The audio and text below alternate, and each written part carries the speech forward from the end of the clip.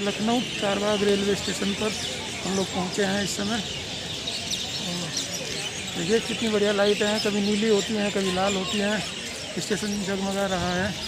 लखनऊ की शाम वैसे भी बहुत मशहूर है, लेकिन इस समय सुनी सुनी है जी।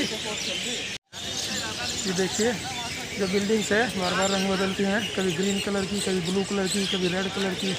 बहुत सुंदर लग रही हैं रेलवे स्टेशन की जो बिल्डिंग्स हैं। ये है लखनऊ चारबाग रेलवे स्टेशन। देखिए कुछ देर बाद फिर रंग बदलती हैं ये लाइट्स।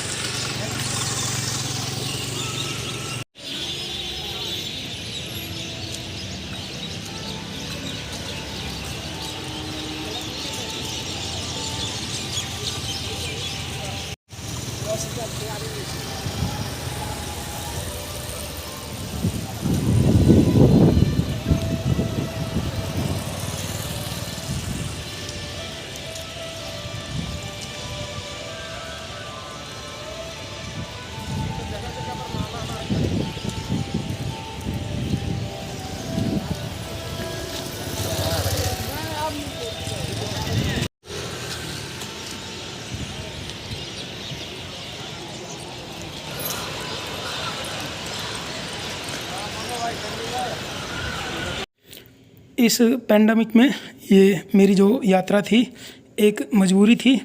अपनी नौकरी को बचाने के लिए ये ड्यूटी मुझे करनी पड़ी। जो इलेक्शन और बैलेट काउंटिंग में ड्यूटी लगी थी वो करने के बाद 4 मई को मैं उधर से वापस लौटा था घर के लिए।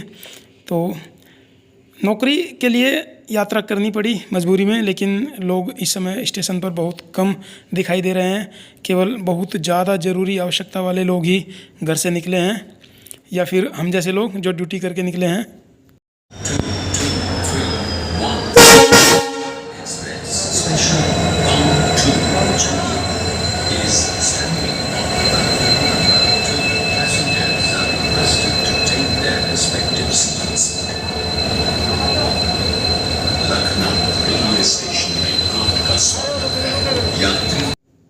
S6 कोच में सीट नंबर 41 रिज़र्व थी। उस दिन मेरे लिए 4 मई को यात्रा की थी मैंने घर जाने के लिए नौचंदी एक्सप्रेस से। और ज़्यादा भीड़ भाड़ नहीं थी, बहुत कम लोग सफ़र कर रहे थे। ट्रेन लगभग खाली ही चल रही थी इन दिनों। और उस रात सफ़र में नींद भी बहुत कम आई थी। घर की काफ़ी चिंता सता रही थी।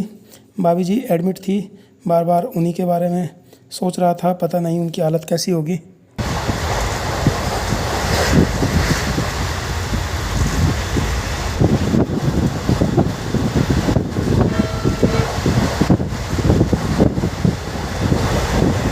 हेलो फ्रेंड्स, कैसे हैं आप? आशा करते हैं कि आप अच्छे होंगे। सबसे पहले तो आप सभी को ईद की बहुत बहुत मुबारकबाद। खुशियों के साथ अपना ये त्यौहार मनाइए, लेकिन बहुत ही सावधानी के साथ, क्योंकि पूरी दुनिया इस समय एक बहुत ही विकट परिस्थिति से गुजर रही है। तो फ्रेंड्स यह समय बहुत कठिन चल रहा है अब इस वक्त सभी के लिए, हमारे लिए भी। दुनिया में बहुत कुछ हो रहा है। वैसे तो हम भी प्रार्थना करते हैं और आप सब भी प्रार्थना करते हैं कि सब कुछ ठीक ठाक हो जाए, और उम्मीद भी रखते हैं कि जल्द ही सब कुछ ठीक ठाक। जितनी हानि हो चुकी है इतनी बहुत है, अब और ज़्यादा रोया नहीं जाता। तो ईश्वर से प्रार्थना करते हैं कि सब कुछ बहुत जल्दी ठीक हो जाए और किसी को किसी तरीके की ज़्यादा बड़ी हानि ना हो। जितनी हो चुकी है उसकी भरपाई तो कोई नहीं कर सकता, लेकिन ना हो पाएगी। लेकिन आगे कुछ ऐसा ना हो, इसके लिए सावधानी भी बरते और भगवान से प्रार्थना भी करें कि सब कुछ जल्दी ठीक ठाक हो जाए, नॉर्मल पहले जैसा। पिछले कुछ दिनों से हम लोगों का व्लॉग नहीं आया है, और हम लोग व्लॉग बनाने की स्थिति में थे भी नहीं, क्योंकि न खाना हमारे गले से उतर रहा था और न आवाज़ निकल रही थी। बस एक ही काम था, एक दूसरे को देख देख कर, अपनी भाभी जी को याद कर कर के हम सब लोग केवल रो रहे थे उस कठिन समय में।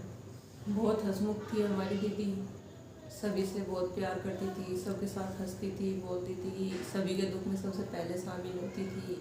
शायद हमारा और उनका साथ केवल इतना ही था। वो अपना जीवन पूरा करके स्वर्गलोक को चली गई हैं। अब केवल उनकी यादें हमारे पास रह गई हैं। और मैं तो उस समय ड्यूटी पे गया हुआ था, क्योंकि 2 मई और 3 मई को मैंने मतगणना में ड्यूटी की है। और 3 मई की शाम को तो मैं उधर से निकल नहीं पाया था, क्योंकि लेट हो गया था। और 4 को मैंने रिजर्वेशन अपना कराया था। 4 मई की शाम को मैं उधर से चला था, और काफ़ी लंबा सफ़र है, 16-17 घंटे लगते हैं। तो 5 मई की सुबह मैं अपने घर पहुंचा था। बस अपने आप को सैनिटाइज वगैरह करके, नहा धो के, खाना वाना खा के अलग रूम में अपने लेट गया था। और थोड़ी देर ही आराम कर पाया था कि तभी एक बहुत बुरी खबर हमारे लिए आई कि हमारी भाभी जी जो एडमिट थी, उनका स्वर्गवास हो गया है। उम्मीद नहीं थी हमें ऐसा कि कुछ होगा, क्योंकि जब रात 12-1 बजे, 11:30-12 बजे तक हमारी उनसे बात हुई तो उनका ऑक्सीजन लेवल भी काफ़ी अच्छा था, 90 के आसपास था। बस ये नहीं कह सकते कि किसकी गलती है, शायद हमारी किस्मत की गलती है या डॉक्टरों की, कुछ ऐसा नहीं कहा जा सकता। भगवान ही जानता है क्या नहीं। सबसे बड़ी दुख फाइनली बस इतना ही कह सकते हैं कि हमारा और उनका साथ बस इतना ही था। अब गलती किसकी है, कहाँ चूक हुई है, हम लोगों से हुई है, डॉक्टर से हुई है। हम लोग तो प्लानिंग में थे भी कि भाभी जी का ट्रीटमेंट अपने घर पे ही कराएंगे, उनको सेपरेट एक क्वारंटीन करके ऑक्सीजन वगैरह की व्यवस्था हम लोग कर रहे थे। और उससे पहले जब तक हम लोग अरेंज कर पाते, ऑक्सीजन मिल नहीं रही थी इतनी आसानी से, जब तक हम लोग अरेंज कर पाते तब तक एक ये बुरी खबर हम लोगों को सुनने को मिली। उसके बाद सब कुछ धरा रह गया। 2 मई को जब हमारी भाभी जी एडमिट हुई थी, यहाँ से लेकर गए थे हॉस्पिटल में, तो उस दिन उनकी एनिवर्सरी भी थी। और इसी हफ्ते मदर्स डे भी आया है। अपने बच्चों को, भतीजों को रोते हुए मैंने देखा है मदर्स डे पर। और आज कई दिनों बाद अपना हौसला जुटाकर हम आप लोगों के सामने आए हैं, थोड़ा सा व्लॉग बनाने के लिए। क्योंकि इतनी जल्दी बुलाया तो नहीं जा सकता, लेकिन फिर भी बच्चों को हौसला देने के लिए अपने मन को समझाना पड़ता है।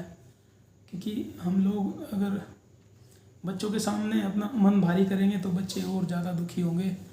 इसलिए थोड़ा सा अपने मन को समझा के, सांत्वना दे के हम बच्चों को समझाते हैं आगे बढ़ना है उन्हें।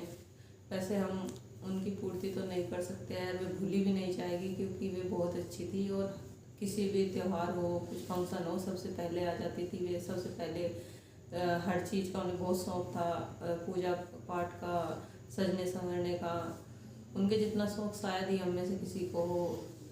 भुलाई तो वे नहीं जा सकती, क्योंकि हमें सबसे पहले वे ही याद आया करेगी जब हम कभी भी कहीं किसी भी उत्सव में, किसी फंक्शन में सबसे पहले बढ़ चढ़ कर हिस्सा लेती थी। और इन सब से भी अपनी देवरानियों से कहती थी कि इस काम को ऐसे करना चाहिए, ये करना चाहिए, वो सब जानती भी थी। और उन बच्चों की ज़िंदगी में भी हम उनकी कमी तो पूरी नहीं कर सकते, लेकिन कोशिश करेंगे कि जितना भी हम लोगों से हो सके बच्चों को हम सपोर्ट करेंगे। और आप सबसे भी यही प्रार्थना करते हैं, यही गुजारिश है कि उन सब के लिए प्रार्थना करें, बच्चों के लिए, उन सबको सपोर्ट करें, उन्हें आगे बढ़ने के लिए कुछ अवसर प्रदान करें। बस ये आगे बढ़ने के लिए उनको कुछ मोटिवेट करें आप लोग। या तो बस भगवान उनको इस दुख को सहन करने की शक्ति दे। वैसे हम तो है ही, और आप भी, हमें उम्मीद है कि आप सब भी हमारे साथ हैं इस दुख में, उन बच्चों के साथ है। बस अपना साथ, आशीर्वाद, प्यार उन बच्चों पर ऐसे ही बनाए रखिएगा, और जितना हो सके सपोर्ट कीजिए। अमित पाल गडरिया के नाम से उसका चैनल है, अमित का।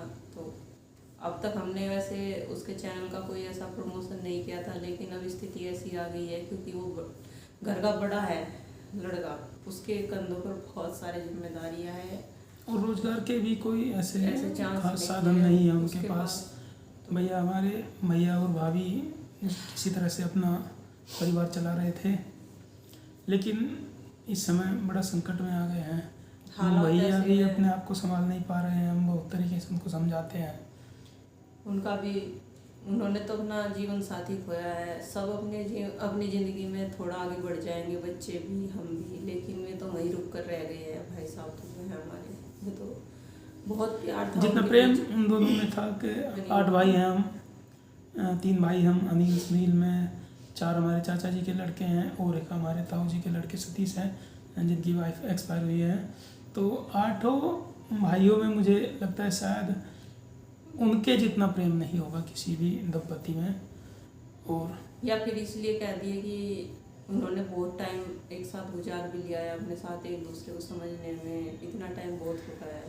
पर जीवन के जिस दौर पर वे खड़े हैं, जहाँ बच्चे बड़े हो जाते हैं, वहाँ पर एक दूसरे की सलाह मशवरे का, एक दूसरे के साथ का बहुत बहुत ज़्यादा ज़रूरत उस उम्र में होती है अपने जीवन साथी की, और उसी जिस उम्र में उन्होंने अपने जीवन साथी हमारी को खोया है। जेठानी ने हम सबका साथ छोड़ दिया है। तो बस यही है कि आप बस प्रार्थना कीजिए उन बच्चों के लिए कि वे इस दुख को बर्दाश्त करें और अपने जीवन में आगे बढ़े, और सपोर्ट कीजिए अमित पाल गडरिया को।